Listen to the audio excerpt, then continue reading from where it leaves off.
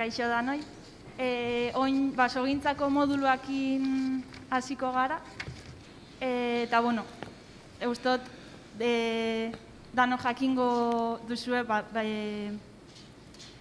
lurraren erabilerak azkenean gure paisaia eraldatzen duela, gure paisaia sortzen duela. Eta lurra erabilera mota bat, edo kudeak eta ezberdinak dituena basogintza da. Eta modulu honetan hortan zentratuko gara. Azkenean basogintza gure inguruan, Euskal Herri iparraldean batez ere, oso bertan izan dugun zerbait delako. Eta, bueno, bertan izan dugu historian zehar, ezta? Eta gaur egun, banda marroia dela eta ikusten ari gara zela basogintza bidegurutze puntu kritiko baten dagoen. Eta ia norantza joko dugun aztertzen edo pixkat ikusten ari gara. Ikusi alizateko, ia norantza joan etorkizun batean lehenik eta behin oso garrantzitsua da begirada atzera botatzea eta historian zehar emandako kudeaketan mota ezberdinak eta egoera ezberdinak aztertzea, ikaspen hauekin klima aldaketa kontutan hartu eta etorkizuneko aukerak ere argiago ikusteko, ez. Hontarako gurekin daukagu Álvaro Aragon, historialaria eta doktorea. Euskal Herriko Erdi Aro berriko nekazaritza beltzaintza eta basogintza ondo ezagutzen dituenak eta historian zehar emandako kudeak eta mota ezberdinak ezagutzen laguntuko diguna. Berarekin izten zaituzko. Eskerrik asko. Bueno, egunon guztioi. Pixkat, ni hemen arrotza bezala sartu naiz, edo sartu naute.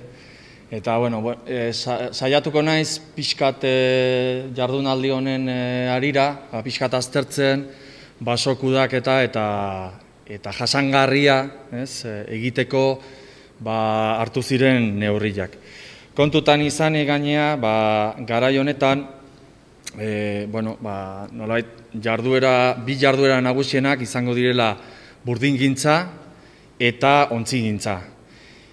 Esan dezakegu agian burdingintza garrantzitsuagoa izango dela Bizkaian, Gipuzkoan baino.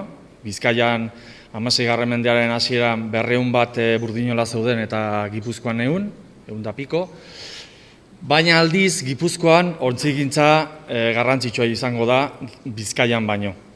Eta orduan, horiek bilek baldintzatuko dute. Orduan, nolabait, haien arteko lehia, nolabait, bultzatuko du edo bideratuko du jasangarritasuna garai honetan, aintzina aroan. Eta horren bermean nolabait esateko. Dakizuten moduan, aintzina aroan, aintzina erregimenean, aro berrian zehar, gutxora bera nik itzengo eta 15-18 menden artean, ekonomia organikoa da, eta bere segurra, bere forma guztietan ezinbestekoa da, edozein tresna, edozein etxe edo eraikin egiteko egurra behar da, ezta. Eta, alde hortatik, hor interes ezberdinak kokatuko dira, nolabait behar duten baliabide horiek eskuratzeko eta monopolizatzeko, ez? Eta hein batean, esan dezakegu, Euskaldunek lortu zutela aro berrian zehar beren baliabideak luzaroan eta agortu gabe mantendu, kalte handirik egin gabe gutxienez edo behintzat 19. mendera arte.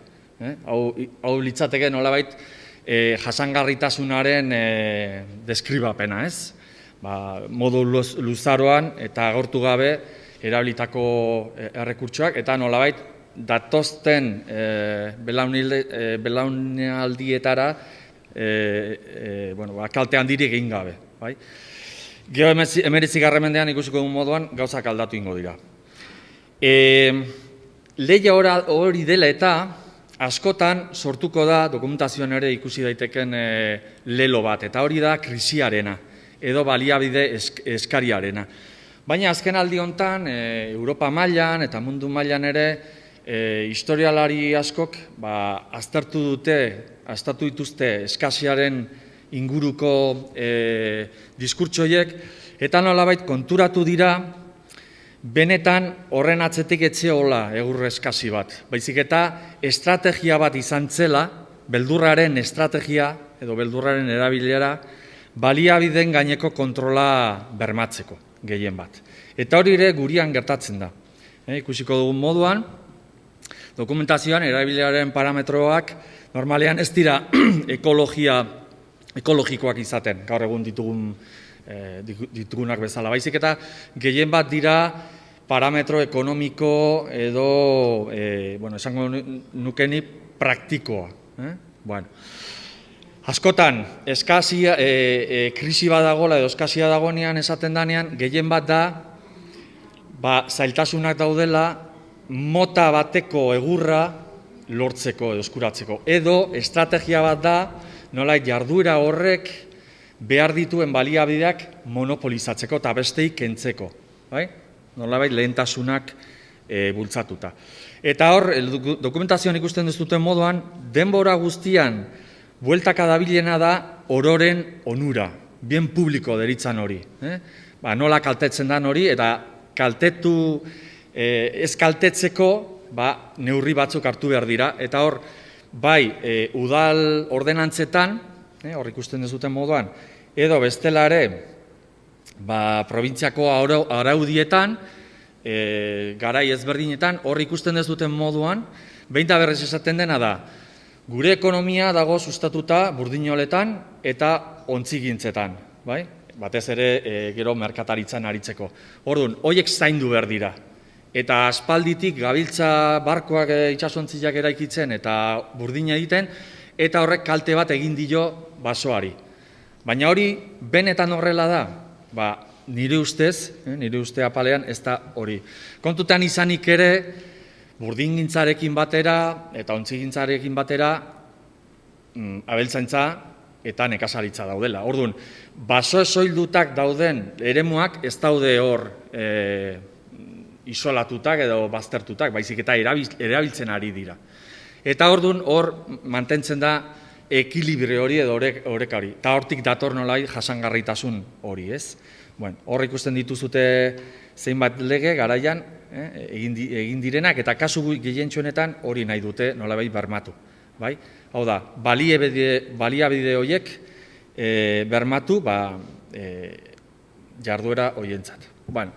Benetan garaian bazuten jasangarritasunaren kontzeptua, ez guk gaur egun formulatzen dugun moduan, noski. Baina bai konturatzen zirela, zaindu behar zutela bere ingurumena, ze bestela kalteak jasoko zituzten. Eta horien artean ikusten dugu nola gai ziren konturatzeko edo bazekiten mendi goikaldetan egindako soilketen ondorioz sedimentuak gero errekatik pilatu egiten zirela eta horiek ere kalteak ekartzen zituztela, adibidez, uholdeak eta eraginez. Eta, ja, hasiera-hasieratik, 15. mendetik, nolabait, emango da baso eremuen murrizketa eta bakanketa bat, baldin eta egiten diren erabilpenetan. Nolabait, jasangarritasun hori bermatzeko bi neurri nagusi egongo dira. Aipatutako 4 mende hauetan, 15. mendetik, 18. 19. mendera arte. Bata da, pixkanaka, baso eredua aldatzen jungo direla, ikusiko dugun moduan, hau 17. mendean gertatuko da, baina prozesu bat izango da. Eta bestetik izango da baso geruzan berreskurapen bat, hau da, baso berritze bat. Horiexek izango dira bi estrategia nagusienak. Baso eredu aldaketa eta baso berritze programa bat. Orduan, hasteko 15. mendean, nolabait ja hiribilduak sortu ondoren indartzen ari direnean eta gorpuzten ari direnean, kontziente dira baliabide horiek behar dituztela, eta orduan, ingo dutena da, bere mugak oso ondo ezarri, eta mugatu, bai? Mugak jarriko dituzte, amojonamiento, esaten da hori gazteleraz. Eta muga horien barrun dauden eremu guztiak zatitu egingo dituzte, bai? Eta mugatu ere. Orduan, momentu horretan, kontzeju eta herri bakoitzian, ikusten dugu zatitu alde batetik ezarriko direla herri mendiak direnak, kasu hortan, normalean, erabilpen askeak bermatuko dira bertan, naiz eta ikusiko dugun moduan, 15. mendetik 18. mendera arte, hori pixkanaka ere mugatzen joten da. Ze normalean monetarizatu egiten da, oda, diru bat eskatuko zaie hoien erabilpenagatik, eta kasu batzutan, baserriz baserri banatuko dira. Hau da, baserri bakoitzari, demagun, 3 gurdi zuegur banatzen zaiola, zeo zer esateagatik. Orduan, ja ez da askea, guztiz askea, baizik eta mugatzen joango da. Eta gero bestetik daude mendi propioak. Udalek, kontzeju horiek, erakunde horiek, geroz eta administrazio anitzago izango dute, postu gehiago beharko dituzte, ez bakarrik alkatea eta zinegotziak, eskola irakaslea beharko da, erlojulari bat beharko da, baso zain bat beharko da, eta horiei soldata ordaindu behartzaile. Eta gastu horiei aurre egiteko sortzen dira mendi propioek. Mendi propioek normalean enkantean ateratzen dira urtean behin, edo behar ekonomikoa dutenean, enkante bat egiten da eta diru gehien jartzen duena eramaten du. Zer eramaten du? Baso hortan egurra mozteko eskubidea, muga eta baldintza batzuetan noski. Eta horren truke udalak diru bat eskuratzen du. Eta diru horrekin, egiten dio aurre behar guztiei. Orduan, ikusten dugu, eremu horiek eta baso horiek udal ordenantzen bidez izango direla bideratuak. Gainera, ordenantza horren horiekin ere sortuko dira adibidez lizentziak. Hau da, hemendik aurrera, edonor nahi duela egurra ezin da libreki edo askeki basora jun eta moztu nahi duena. Ez, lehenbizi eskatu behar dio udalari lizentzia edo baimen bat. Bestetik, basozainaren postua edo irudia sortzen da ere, hori guztia kontrolatzeko. Ez bakarrik baso kudeaketa, baita adibidez abeltzaintza edo larren erabilpena. Eta gero ere, ezartzen dira isunak.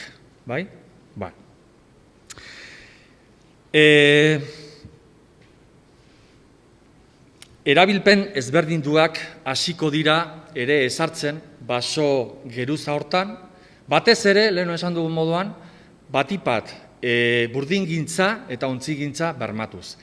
Eta orduan, hor bi baso ezberdin sortzen dira, edo sortuko dira.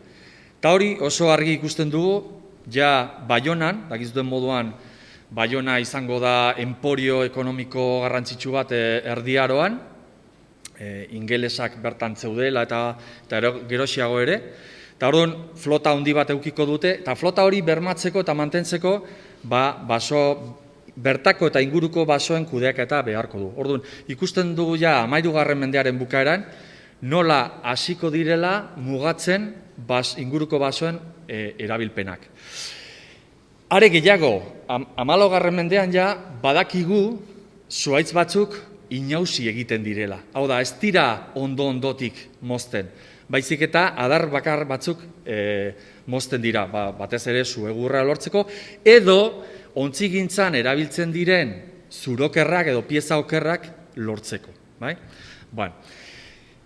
Bilbon ere ikusten dugu 14. mendean, Juan Núñez de Lara Bizkaiko jaunaren kuaderno horretan ere hitz egiten dela, aipatzen dira rozados, árboles rozados. Hau da, horrek esan nahi du, bakarrik zenbait adar mozten direla, ez adar guztiak.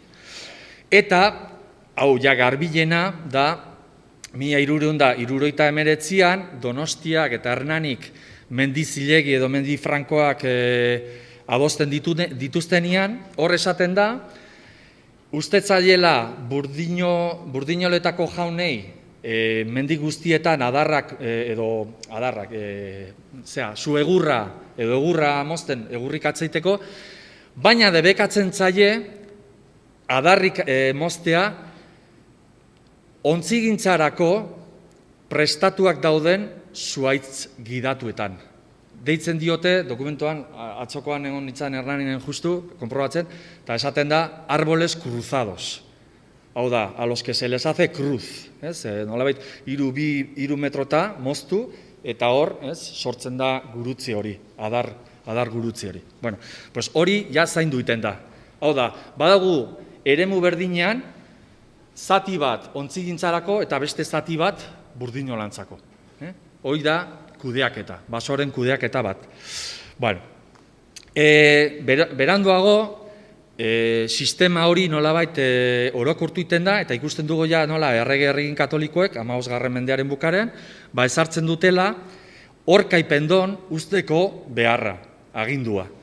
Horkaipendon zer da? Normalen usten dira bi adar, bat da angulo kamutxean eta bestia angulo zuzenean, bi adar nagusi lortzeko.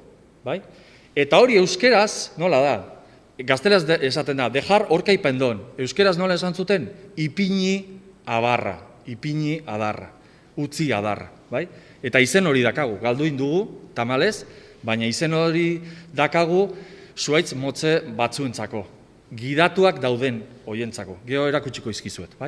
Ikusten ez duten moduan, zerrenda luze hortan, ila araudi gehientsuenak Donostian Gipuzkoan ematen dira, ez Bizkaian. Bizkaian ere badaude, baina Gipuzkoan gehiago esan dugunangatik, ziurrenik ontzigintzangatik. 17. mendean izango da noiz baso eredu hori aldatzen den. Eta hor ikuste ditugu, zenbat neurri hartuko dian, hortik aurrera, batez ere bi jarduera horien lehia sortzen duen iskanbilak eta borrokak, nolabait, baretzeko eta orekatzeko, eta jasangarritasun hori bermatzeko. Orduan, lehen esan bezala, bi irtenbide daude. Alde batetik, baso ereduaren aldaketa, eta bestetik, baso berritze. Lehenengoan ja, lehen aipatu dugu erregin katolikoen neurri hori, 1986an, esaten da, hay que dejar, cada vez que se poden los árboles horkaipendon, hau da, inausten den bakoitzian, utzi behar dira, geho beste gauza bada betetzen zuten ala ez, baina legeak hori eskatzen du.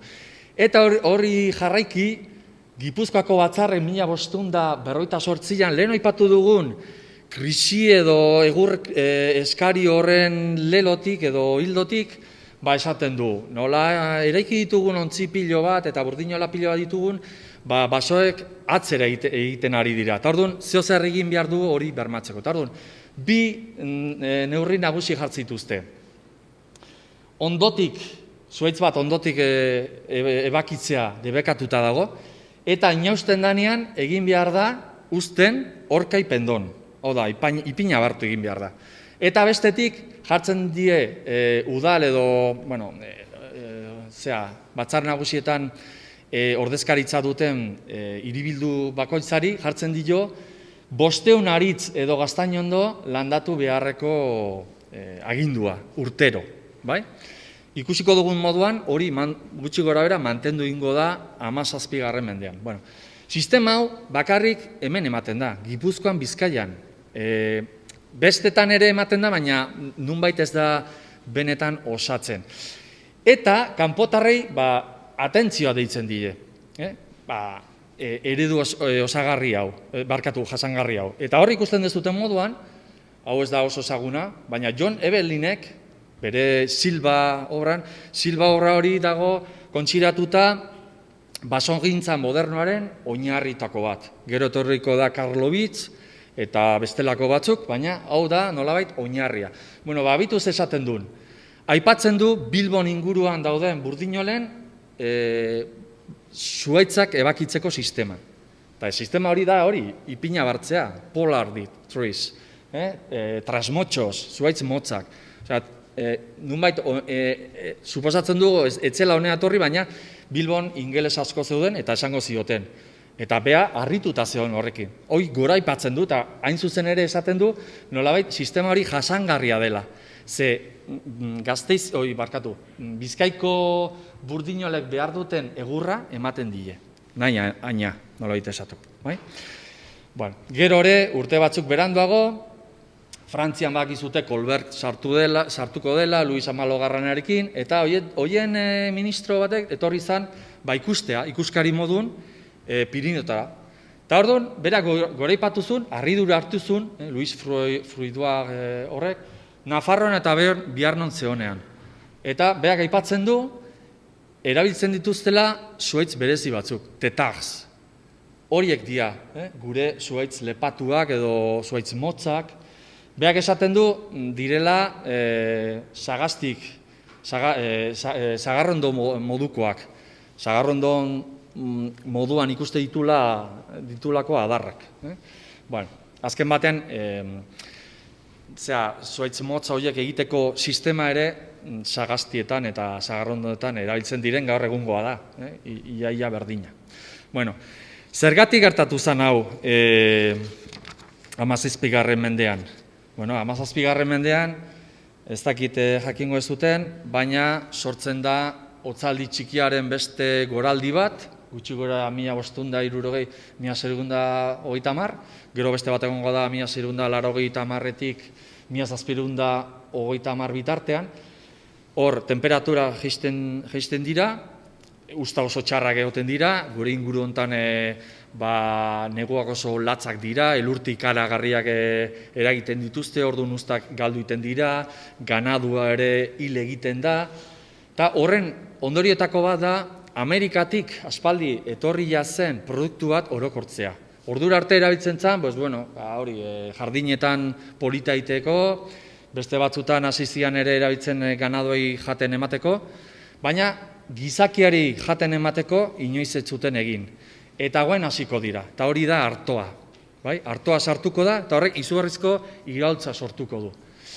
Eta horrek izango ditu eraginak abeltzaintzan, eta baita adibidez basogintzan. Eta orduan antxe da, noiz, nolabait orokortuko diren ipiñabarro horiek. Bueno, hori nolabait azaltzeko, baditugu bi tresna, bi iturri. Bat da, 1579an, Filipe Begarrenaren aginduz, Cristobal de Barros eta Hernando Suárez de Toledo egindako inkesta bat, Bizkaian eta Gipuzkoan, eta inkesta horren arabera, hemengo zuhaitz gehientsuenak bi motatakoak ziren, txaradiak eta tantaiak. Zer dira txaradiak?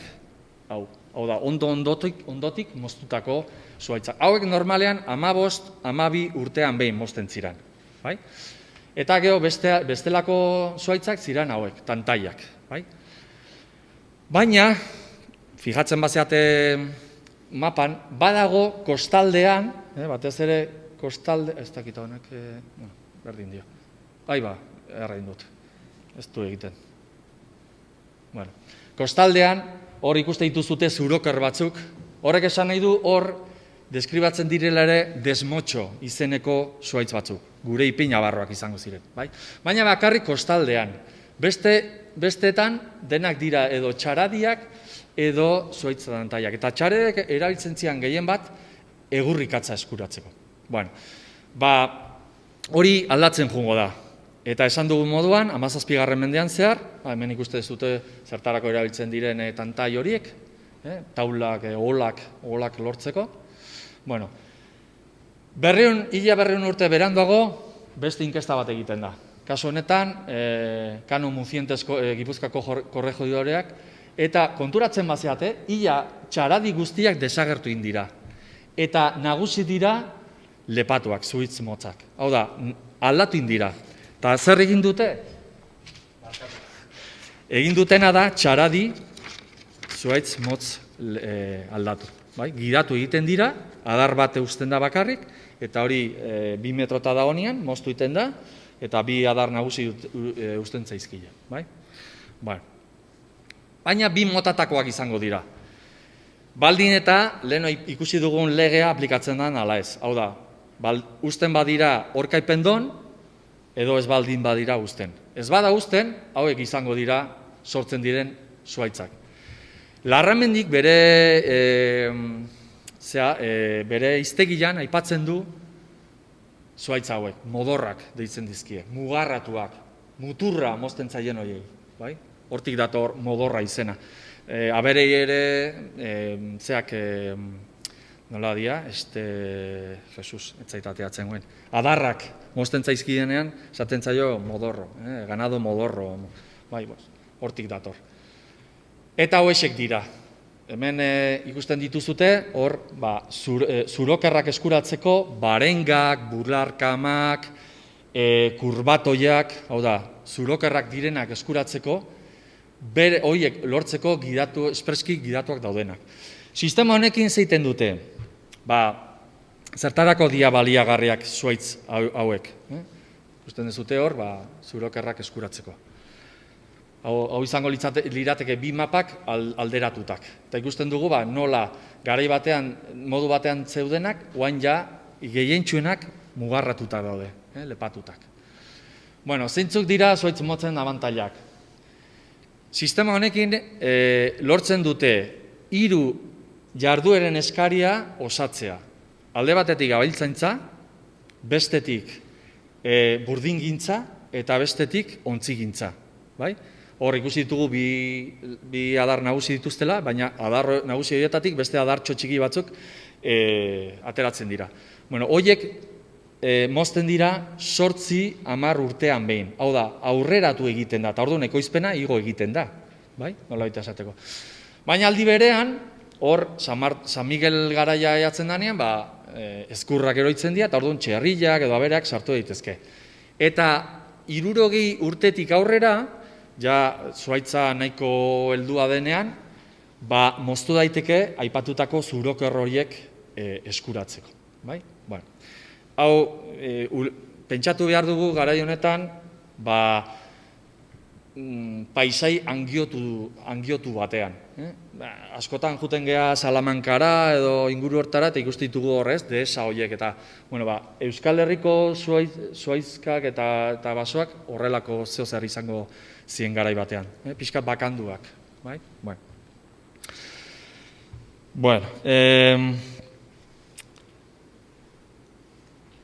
Bigarren fasea, eta honekin jakungo geha pixkate bukatzen. Birbasotzea. Lehen aipatu dugun 1548ko Batzar Nagusien agindu horren ondorioz, ezartzen da, urtero, 500 aritz edo gaztainondo lanatu behar direla hiribildu bakoitzean. Eta hortan hasiko dira, benetan. Baina, karo, hemen arazoa dator, baso horiek zertarako erabili behar dira, burdinolentzat edo ontzigintzarentzat. Eta hor tartian sartzen da Espainiako erregea.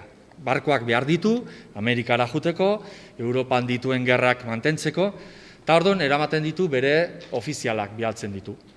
Eta horiek ezartzen dute programa bat nolabait soilduta dauden basoak berreskuratzeko. Nolakoa zen egoera? Badirudi nahiko ona zela garai hortan. 1575an Juan Francisco Tebaldik egiten du inkesta bat, eta horren ondorioz, hau da, urtetik urtea egiten ziren landaketak eta aginduak, foruan, lehen aipatu ditugun arautegian zeuden egin beharrak, eta hau da emaitza. 1578an landatzen dira gutxi gora bera 300.000 zuhaitz. Horrek suposatzen du Gipuzkoako eremuaren 0,8. Ez da aiatzen 100 Orduan, soilketa ezan oso ondila. Are gehiago ikusita, 1631an, Alonso Didiakez baso superintendenteak agindutako landaketak. Ikusten badezute, oso gertu daude 1548an ezarritako 500 horietatik. Horrek esan nahi du, egoera etzela haintxarra. Egur eskazia etzeola, edo krisia etzeola. Hori garbi eta garbi izan dezakegu gaur egun. Beste gauza bada, nola kudeatzen zen, eta baldin ea bazeon ontzigintzarako edo ez, pieza bereziak behar dituzte. Orduan, noiz hasiko da arazoa, lehen aipatu dugun moduan, 17. mendean, orduan sortzen dute, aipatu dugun baso eredu berri hori, hau da, txaradi eta zuhaitz tantaietatik pasatzen da batez ere zuhaitz motzetara. Eta, bueno, horre ikusten dugu, hemendik aurrera gaina egiten diren landaketak ere, hoiek, bi sistema horiek bereiztuko dituztela. Eta horren adibide nagusiana dakazute hemen Oiartzun eta Arrentian, dakizuten moduan muga egiten duten bi herri daude. Oiartzunen oso garrantzitsua zen burdingintza, garai honetan ere betzi burdinola zituzten, eta Arrentia zen Espainiako erregearentzat eraikitzen ziren barkuen gune nagusia. Eta orduan, inguruko baso guztiak zeuden hortara bideratuta. Eta hor, argi eta garbi ikusten dugu. Hemen zer da deigarria? Oiartzunen gehien bat landatzen dituzte, hau mintegitan landatutako aldaskak dira, gehien bat aldatzen dituzte lepatuak izateko zuhaitzak. Gero hortik adarrak hartu eta egurrikatza lortzeko. Eta Errentian, ontzigintzarako aldiz, gehien bat tantaiak eta hemen agertzen diren beste batzuk, gidatutakoak. Gazteleraz esaten zaie korbos, kurbados. Orduan, bi horiek, ikusten ez duten moduan, lepatuak ez dira oso garrantzitsuak. Zergatik, hor bakarrik Errentian burdinola bakarra do, gainarbeko burdinola. Orduan, horrena eskaria asetzeko, nahikoa da horrekin. Orduan, hor oso garbi ikusten da, bi zuhaitz mota daudela. Hemen ikusten ez dute emaitza. Hemen dago ja, arazoa sortzen ari da, eta hemen ikusten dugu, garai honetan, Gipuzkoan 11 milioi zuhaitz daudela. Kalkulak ditugu eta gutxi gora bera da, Gipuzkoaren eremuaren 15%, basotuta zeon. Beste guztia ez. Hor ere aztertu behar dugu, larreak ziren, edo nekazaritza lurzoro. Honen arazoa zein da, ikusten ez duten moduan, gehientsuenak edo gaztiak edo zarrak dira. Hau da, ezin dira erabili. Erabilegarriak direnak helduak oso gutxi dira, benetan. Eta hor hasiko da arazoa nolabait esateko. Ikusten ez dute, 1759tik aurrera egindako birbasotze politika horren ondorioz, nahiko eraginkorra izan zela, eta gutxi gora mantentzen dela zuhaitz kopurua. Hor agertzen diren herrietan. Gutxi gora bera, 1759an 2 milioi zuhaitz zeuden, eta 1784an, 1.945.000 zuhaitz. Hor aipatzen diren herrietan. Orduan, behintzat, egin den birbasotze politika horrekin, ez da galdu basoa, baizik eta mantendu inda. Orduan, eraginkorra izan da. Baina, kontziente dira, arazoak dituztela. Hemen arazo nagusiena zein da, zuhaitz guztiak edo gehientsuenak lepatuak direla. Hor dago gakoa. Orduan, ez dira erabilgarriak ontzigintzarako.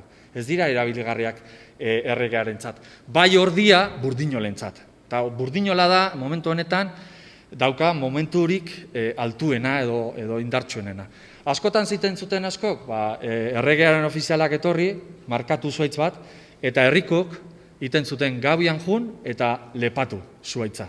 Orduan ja, etzun balio erregearentzat, baina bai, adarrak eskuratzeko gero burdina egiteko. Eta hori praktika oso orokorra, ez da bakarrik Euskal Herrian, Kantabrian ere eta beste lekuetan. Baina zan modu bat erregearen aurka egiteko. Zergatik, ze erregeak normalean oso gutxi ordaintzen zuen eta berandu, ordaintzen bazuen.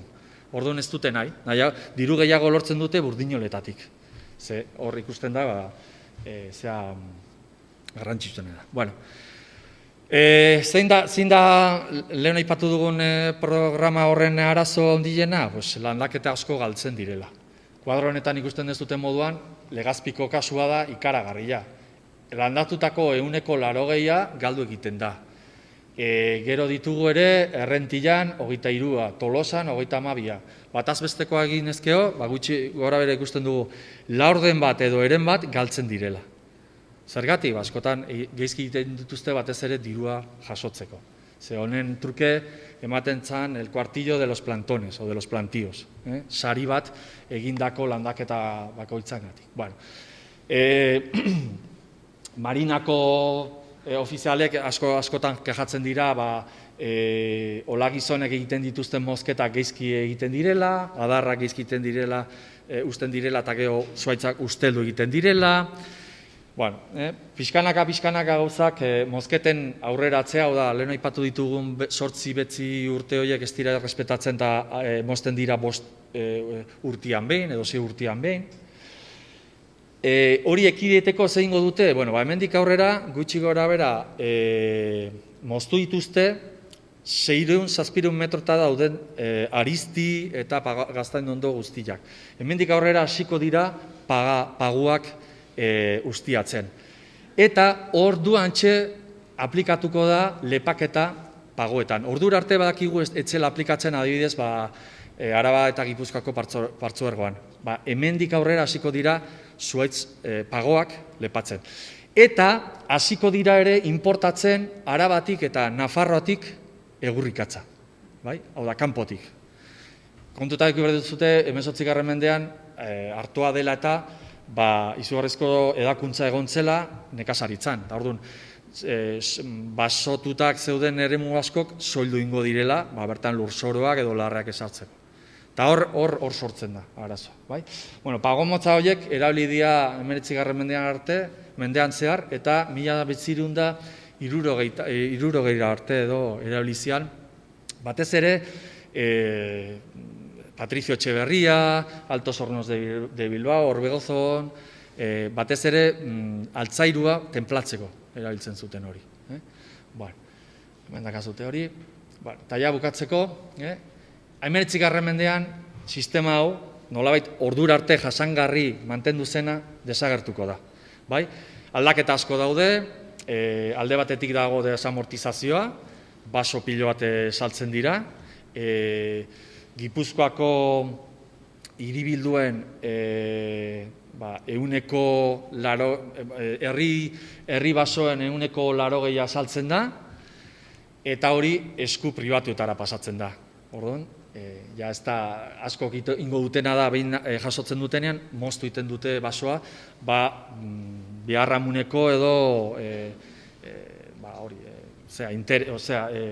diru sarrera bat eukitzeko. Gio ere, kontuta egin ez dute, 18. mendea oso mende gatazkatsua dela, gerra asko daudela, eta hiribilduak zorpetu egiten direla. Eta orduan, zorroiek kitatzeko, zer dute aldamenean? Dakaten aberastazun bakarra dira mendiak, bere mendiak, eta askotan saldo egiten dituzte. Gero ere, erruralizazio prozesu bat dago, eta abeltzantza edatu egiten da, nekazaritza ere. Azken batean, gero ere etortzen da trenbidea, hortarako egurrea behar da, eta mehatzaritzan ere. Hemen ikuste dezute, 18. eta 19. mendean artean egindako salmenta guztiak. Ikusten dezute, herri txikitan, izugarrizko salmenta egon zirela, eta herri handiletan ez hainbeste. Herri txikik dirua behar dute, ez dute beste aberastasunik, eta azkenean behartuta eukitzen dira, egoten dira, bere basoak saltzeko. Hemen ikusten zute batzuk salbatu egin zirela, hartutako neurriari esker, eta hauek dira gutxi gora gaur egun mantentzen ditugunak. Eta horien artean ditugu gaur egungo parke naturalak eta bar. Ikusita beharrezkoak zirela, abeltzantzarentzat eta inguruko biztanleen beharrentzat. Hemen dazkazute zea batzuk, adibide batzuk, hau izango litzateke eskubikoa aipatu dugun orka eta pendon dakaten horiek, hau gidatuta, bestia gidatu gabea, eta sistema hau jarraitzen da erabiltzen ez gure artean, baina bai aldiz Madrileko eta Segoviako mendizarratetan. Eta aplikatzen da, bai normalean lizarretan, baina baita aristietan, hor dazkazute. Eta hemen adibide bat, Segovian hartutakoa. Hor tirasabia batzuk usten dizkiote, adar nagusi batzuk, eta hortik normalean ramoneontzako, aberentzat, adarrak, eta baita ikatza askotan edo egurra, zu egurra eskuratzeko. Eta hauek dira, guk hainbeste maite ditugun pagomotza horiek. Ez direnak hain zarrak, hau gehientxoenak dituzte bakarrik 200 urte, ez gehiago. Hori beste batean kontatuko izuet. Ondoria, nik uste dut ez dudala errepikatuko, gaina nolabait denbora pasa dut, eta besterik gabe geratu zaitezte idei batekin. Euskaldunak, beste askok ez bezala, lortu zuten erabilpen jasangarri bat egiten bere basoetan. Eta horrela mantendu ziren 18. mendean. Gero ja 19. mendean, baldintzak desagertu egin ziren edo aldatu egin ziren, eta horrexegatik kanpoko edo espezia arrotzak etorri ziren. Ze beste behar batzuk behartzian ere. Baina, gutxi gora bera lortu zuten. Eta nik uste dute Euskaldun eredua nolabait ere eredugarria izan dela eta nolabait goraipatu behar dela. Naiz eta dakizuten moda, Europa mailan da mundu mailan beti goraipatzen dela Alemaniako basogintza, Frantziako basogintza, Euskaldunek ere, bintzat, modu empiriko batean garatu zuten oso basogintza eraginkorra. Eta, besterik gabe, barkatu luzapenagatik.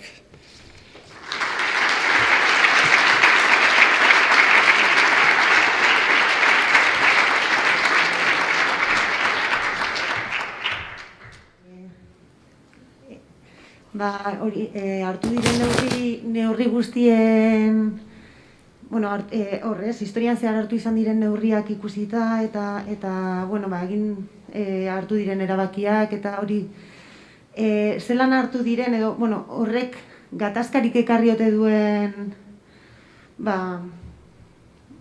jakin nahiko nuke edo baldin badakizue eta gatazka horiei ere zelan aurre egin zaien, edo ze konponbide topatu diren, baldin badakizu.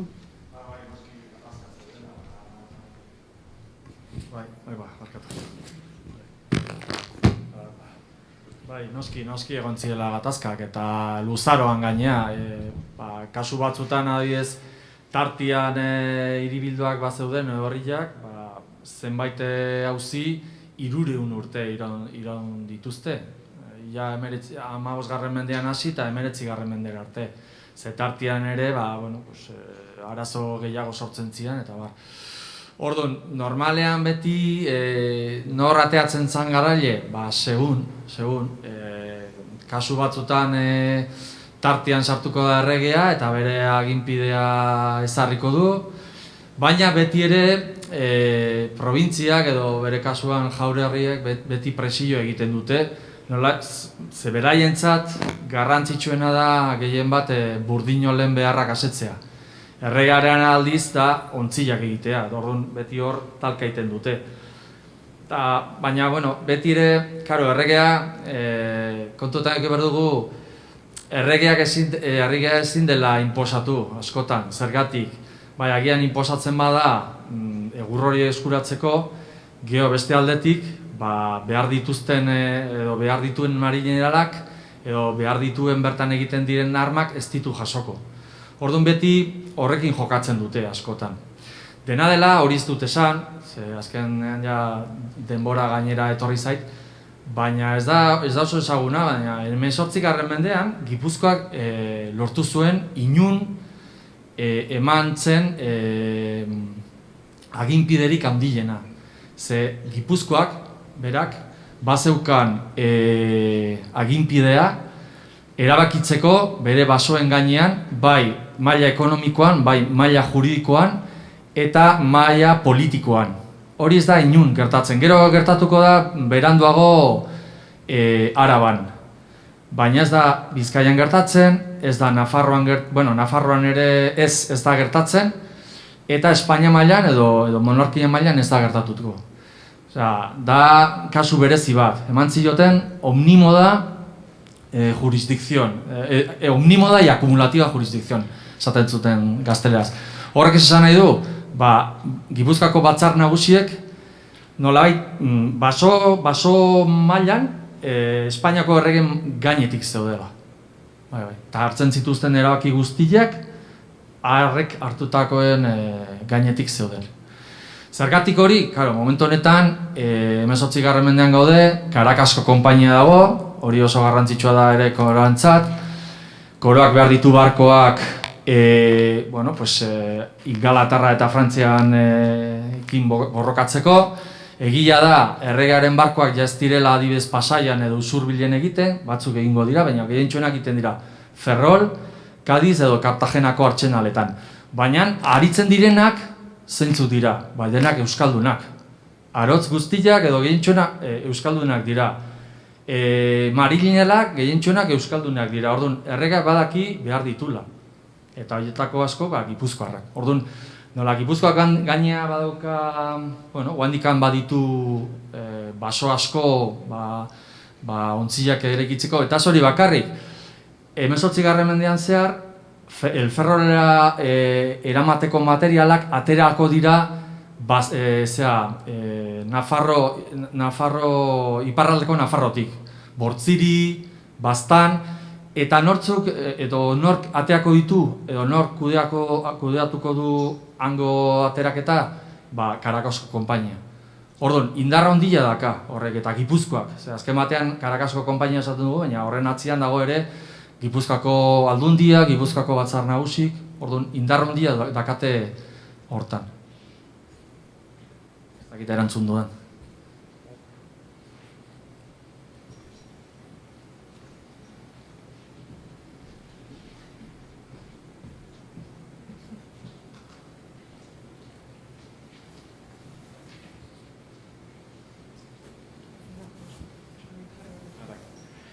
Bueno, egunon.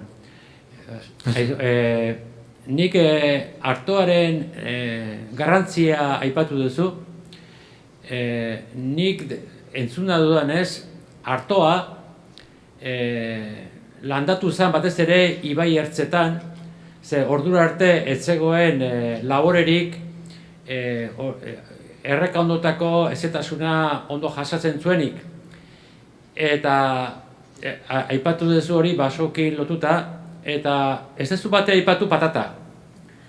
Eta patataren laboreak bai egintzala leku aldapatzu eta behin egin behar zantokitan, eta baserri kopurua onditu zen ikaragarri, eta patataren eraginez, laborearen eraginez, bai entzun dudala, basogintzak era bera egin zuela. Ez dakit zer informazio duzun. Dakidana da patata asko zeberandu sartu zela, batez ere 19. mendean. Adibidez, Araban Napoleongo gerran garaian, ordura arte, saiakera batzuk egin zian, Real Sociedad Vasconga de Amigos del Paisek ere saiakera batzuk egin zituen, ikusteko nola moldatzen zan eta bar, baina oso eremu txikitan. Eta orduan, etzan orokortu 19. mendera arte. Artoaren inguruan, egia esan, ikusten dugu Beterrin eta kostaldean nahiko azkar edatu zela, kontutan izanik 16. mendearen bukaeratik aurrera hasiko dela ja edatzen. Horrek ere eragingo du adibidez artalde edo beitaldeen kopuruan, hortan nena sartuko, eta aldiz Goierrin askoze beranduago, beranteagarragoa izango da. Gehiago kostatuko zaio. Ze gehiago irauten du adibidez garilla. Gehiago lotuta adibidez abel gorriekin eta bar. Bai. Kasu gehienetan ikusten da dokumentazioan, artasoroak eratzeko, ordura arte artatxikilea ereiten zen lekuetan ereiko dela. Hau da, kendu zion lekua eta izena eta guzti. Zeberez, artoa zan artatxikila, gaur egun artatxiki bezala deitzen duguna. Eta gero ere, zenbait padura eta hasi zian lehortzen, eta bertan, nola ezeak ziren ere, oso emaitza onak izan zituzten. Eta hori bakarrik, 18. mendean zehar, hori aipatu dudan moduan, baserri berriak eratuko dira. Karo, erreka onduan eta ezin izango dira, ze hori ja okupatuta daude. Aludiozko lurrak ja okupatuta daude. Orduan, alturan hasiko dira esartzen baserri horiek. Eta 100-200 metrota hasiko dira eraikitzen. Orduan, inguruan dakatena zer da, batez ere basoa. Orduan, baso horiek soildu ingo dituzte eta kasu askotan ere larreak edo zoruak eraikiko dituzte hor. Hori bai demostratuta dagoela, hor badago adibidez Irunen ikerketa bat, Jose Txurruitikoetxeak egin zuena, en una mesa y compañía, eta hor argi eta garbi ikusten da nola 19. mendean eraikitzen diren baserri berriak gehientsuenak Bidasoa auzoan eraikitzen dira eta gaina alturan, batzuk hori 100-200 metro bitartean.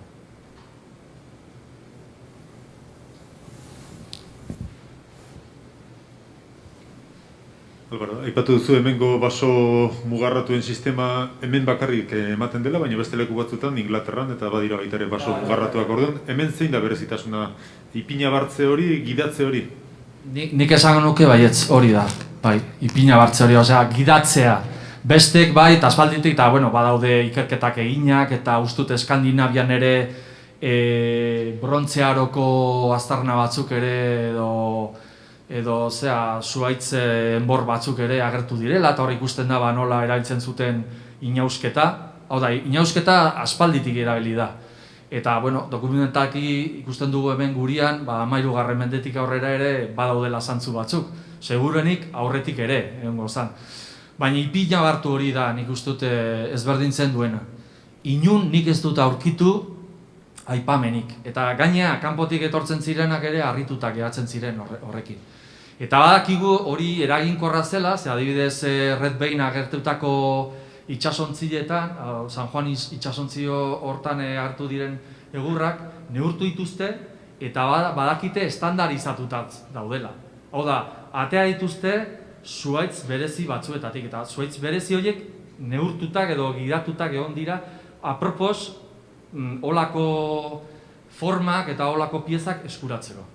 Orduan bai, nik esango nuke hori dela berezitasuna. 18. mendean badago Marinako kapitan de fragata oitako bat, eta harrek idatzi zuen memoria moduko bat, eta harrek hartzen zuen Gipuzkoa eta Bizkaia eredutzat monarkia osoan sistema berdina sartzeko. Eta beak aipatzen zuen, hay que hacer viveros para poder recuperar la masa forestal o lako zerbait.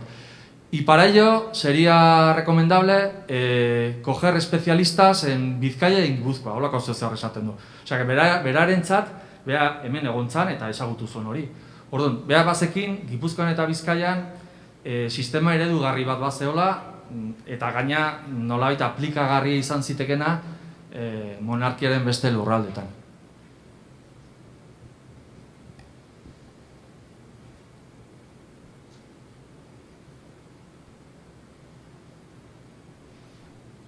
Bai.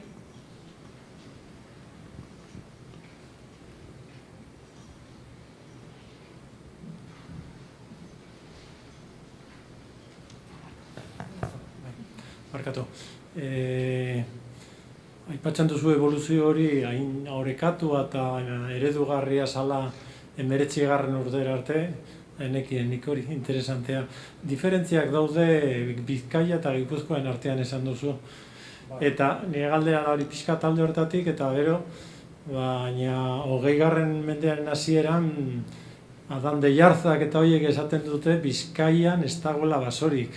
Osea, dana soilduta dagoela, eta pinua jarri behar dala toki guztietan, eta orduan kultura guzti hori galdu egin zan, edo zer gertatzen da 19. mendean. Osea, teorian 18. mendean hasieran ez zegoen gaizki basoa.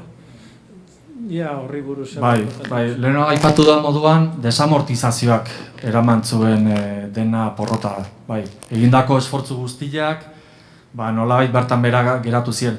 Hor ikusi dezuten moduan, 1784an egoera etzain hain txarra. Probintziaren euneko, geruzaren edo zabaleraren euneko 15 basoekin zeuden. Eta gaina baso gazteak ziren. Hoien egurra ere gero erabiliko dira. Baina, karo, tartian ze gertatzen da, daude gerra karlistak, daude desamortizazioak, eta hor izugarrizko triskantziak egin zian. Eta hori adibidez 19. mendeko bukaerako argazkitan ikusten da. Ez dakit inoiz ikusi dezuten hemengo igeldoko argazki bat, dena soilduta dago, ez dago ez da zuhaitzik, bat ere zuhaitzik dago. Eta bai, egia da, momentu horretan dena oso soilduta zeon. Lehen aipatu dudan moduan, hor nekazaritza zabaldu da, larreak ere zabaldu dira. Pentsa, garai honetan, okerrez banago, 20. mendearen hasieran, Aralarren 21.000 ardi bazkatzen zian. 25 uste dut, 25. Gaur baino gehiago, gaur ja pixkat beraka etorri da. Eta Gipuzkoa osoan zeuden 200.000 ardi. Osea, pentsa hori zer dan. Karo, horientzat larreak eraiki behar dira, eta orduan basoak atzea egiten dute. Bestetik ere, trenbideak egin behar dira, eta trenbideako zeak egiteko aritzak erabiltzen dira. Aritzak egia esan, illa desagertu egin zian. Horregatik geratzen dira hain gutxi. Hemen, hor ere, beraiek saltzen diren eremu hortan, larreak, nekazaritza, ezartzen da. Eta geharatu direnak izan dira pagadiak. Zergatik, pagadiak burdinoletatik eta itsasotik urrunenak zeudenak. Eta nolabait, beranduago ekoiztu edo ustiatu egin ziren. Baina bai, egia da, nolabait 19. mendearen bukaeran egoera oso txarra da, eta horrexegatik, ikusita industriaren beharrak, erabakitzen dute, lehenbizi froga batzuk egin zituzten, eta ikusi zuten nahiko ondo heltzen ziotela, eta orduan hasiko dira kanpoko espezie arrotzak ekartzen. Batez ere, hori papergintzan erabiltzeko, eta bestelako industrietan. Hor ja, sistema hori eta eredu hori ziaro aldatu zen. Ordura arte, nik esan dut eredugarria dela eta jasangarritasuna mantendu zela. Horrek ez du esan nahi borrokarik edo gatazkarik egon etzenik, noski egon zela. Baina, kudeatu zuten modu nahiko orekatuan eta frogak hor daude, nolabait esateko baso geruza mantendu zen garai hortan. Gertatzen dela gero baldintzak aldatu egiten direla, ontzigintza Trafalgarko bataila ondoren bera etortzen da, burdingintza ere krisialdi batean etortzen da, edo sartzen da, zer labe garaiak beste sistema batzuk inposatzen dira, eta batez ere egurrikatza erabide beharrean, batez ere ikatz minerala eroliko dute, eta orduan hor usten zaio basoa kudeatzeari. Eta bai, galtzen da, tradizio hori galdu eginda. Oaindikan inausketak egiten dira, ni badakit Azpeitien eta horrela badoela sarritar batzu, oaindikan bere paguak eta urtian behin edo adar batzuk mozte dituztela. Baina berez, mugarrak eta sistema hori eta ipina barketa hori galdu eginda. Ez dakigu nola egiten zen eta gero ere dokumentazioak ez du ondo aipatzen. Aurkitu dezakegu emaitza, baina ez nola egiten zuten.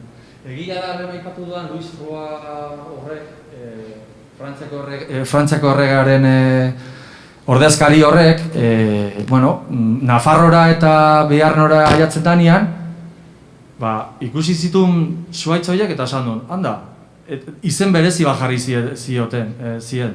Eta zan, arbres pommiers, zuhaitz, nola esango nuke, sagasti zuhaitzak edo. Beak irudikatu zuen, aplikatzen zen teknika, sagastiei aplikatzen zitzaiena antzekoa edo berdina zela. Eta horregatik jarri zion izen hori. Eta egila da gaur egun, nolabait sistema hori mantentzen dutenak, kenduta horre Madriden edo Sevilla, Segovian oraindik aritzen diren horietat, sagastietan aplikatzen dela. Sagastietan sagarrondoak gidatu egiten dira, txikiak direnetik.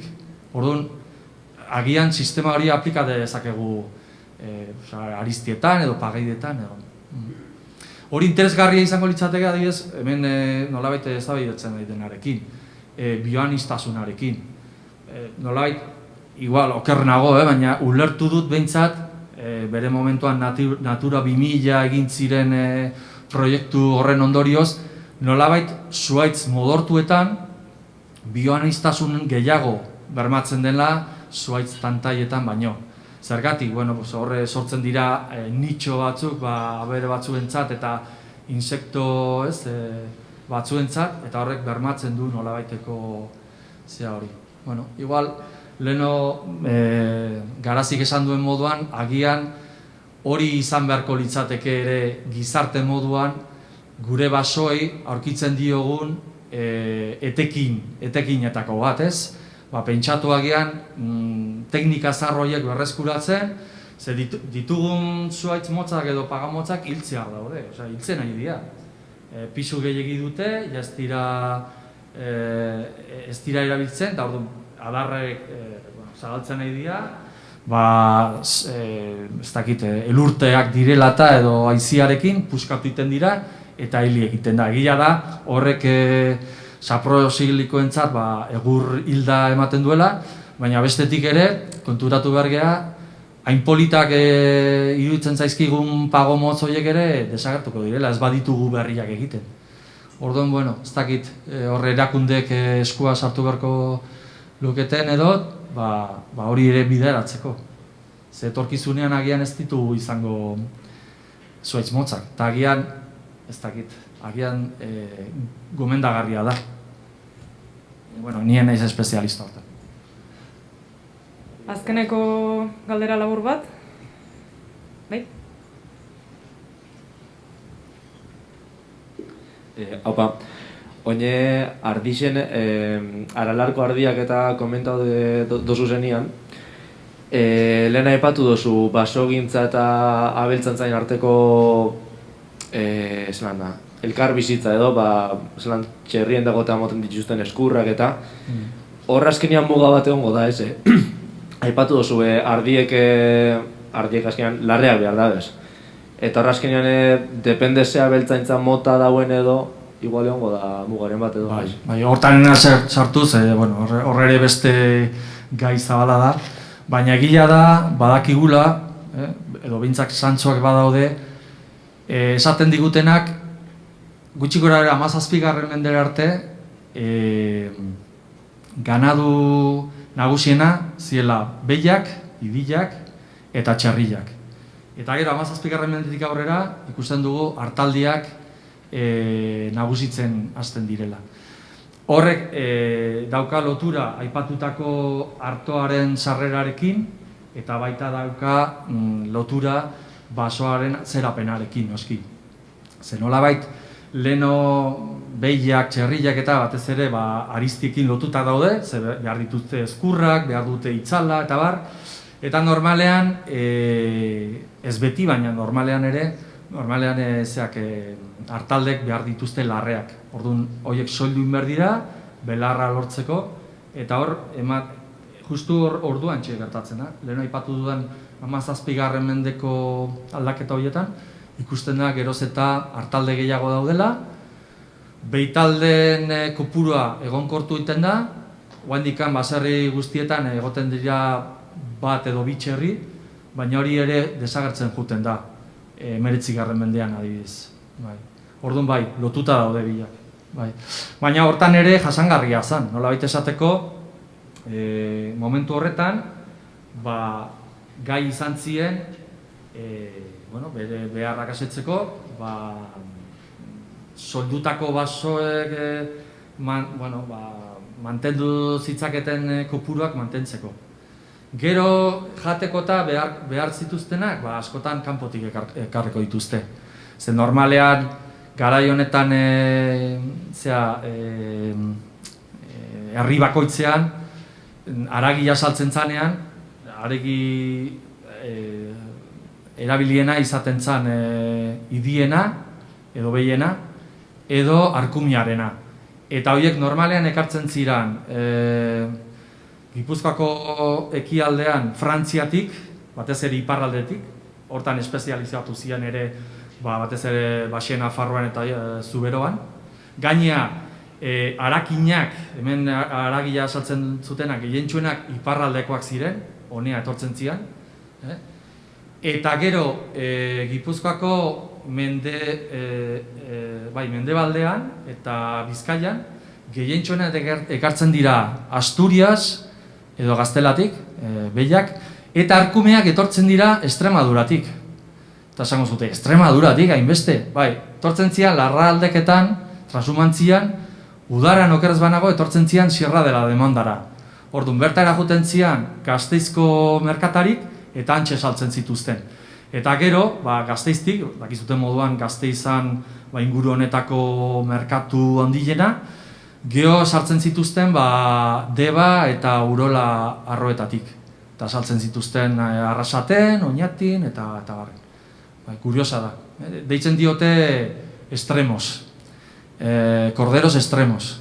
Extremaduratik.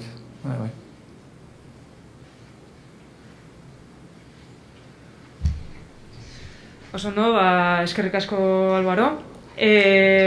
Bai, txalo.